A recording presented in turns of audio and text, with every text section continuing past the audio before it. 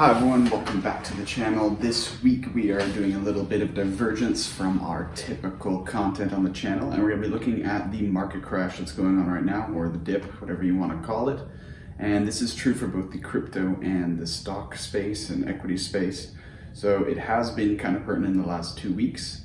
So we'll be diving into what exactly is causing this, my predictions about what will happen, and how you can best prepare for this and act as an investor. So hope you enjoy this one, and I'll see you all next week.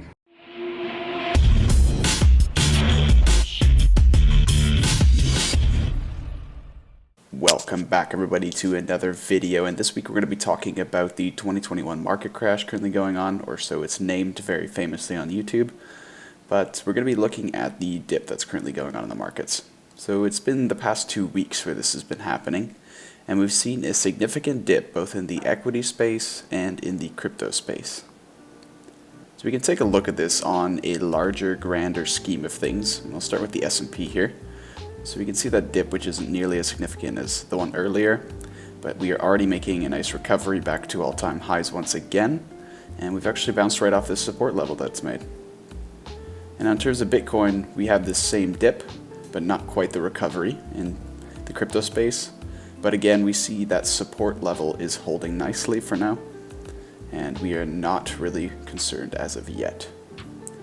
So the dips in both markets were pretty significant, but not exactly what we could call a crash either. Both the S&P and Bitcoin and crypto markets suffered a pretty big dip. The Bitcoin and the crypto market haven't yet recovered, as we've mentioned. And the S&P has already recouped some of its losses, which is ahead of its time. But in the grand scheme, this dip is a tiny blip, and if you zoom out a couple of years, you'll see exactly what I mean. So there's no need to freak out. And let's take a look at why this is happening. So here are some potential causes for a market crash currently. The first, of course, is the Omicron variant, which has indicated fear and speculation throughout the market. The African variant has, in the past week, created chaos in world markets, leading to stock sell-offs that were pretty rapid. This was caused mainly by the expected effect investors believed the variant would have on COVID-19 impacted sectors. And we've seen this before in other variant when they became famous. So this has to do with hotels, car rentals, airlines, cruise lines, industries related to COVID-19, such as pharmaceutical companies and the vaccine companies, of course. And these have actually pushed and contributed greatly to the panic selling that we've seen at the start of December. The second reason is a mixed job report that was released on December 3rd, last Friday. And this monthly job report was released, and it revealed some confusing numbers that led investors to sell off. So the first is that jobs increased by 210,000, new jobs that is, which is worse than the 573,000 expected, not even half. Yet the unemployment rate fell to 4.2%, which is much better than expected at 4.5%. And this was quite confusing. One is better than expected and the other is worse, so how can this be? That's the question. So essentially, to break this down, unemployment only accounts for those actively looking for work in the workplace. It means that people who have stopped looking for work or become self-employed or started a business are not counted towards this during November. Now, although the number of jobs increased by less than expected, it's still increased, and we should see this as a positive affirmation. A lower unemployment rate is also promising. Regardless of whether people left the labor force, it is lower than it was the month before. Now, the third reason, introduced by Andrzej on YouTube, is crypto tax loophole. I didn't know about this myself.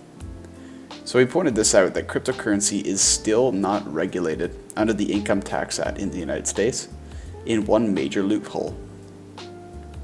So essentially what it is if you sell your losing position that you currently hold instantly and rebuy it, you can put this loss towards cutting your income tax bill as a deduction, as a capital loss. Many are likely selling due to this, since it will be amended in early 2022 to cover this up. And this will also have a downward pressure on crypto markets.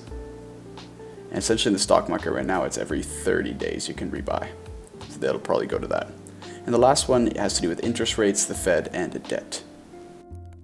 The Federal Reserve is aiming to closely watch interest rates to ensure that inflation in the coming periods is kept under control by keeping the cost of borrowing high. Now, a quick Econ 101, because this can get a little bit confusing. So keeping interest rates high promotes investing in debt assets such as bonds because of this high interest rate, rather than consumption on goods. Reducing this consumption further reduces demand in the economy, which reduces the flow of money and therefore promotes price stability in the market, which lowers inflation. This is how the Fed is operating currently. The Fed has also pledged to forego insurance of bank loans to consumers. This means that higher interest rates are likely to occur because risk on individual banks skyrocket. And essentially what this means is that borrowing becomes more expensive to everybody and companies grow much more slowly. This then reverses and halts stock growth, and coupled with investor expectations will create the dip we are seeing. So now what can you do? So this is yet to show exactly what's going to happen here, but as of yet it's still a small pullback, so hold tight. Invest when you feel the market is making a true recovery and hit rock bottom, and buy only where you see value, and to be extra safe, stick to ETFs and cryptocurrency rather than individual stocks. See you guys next week.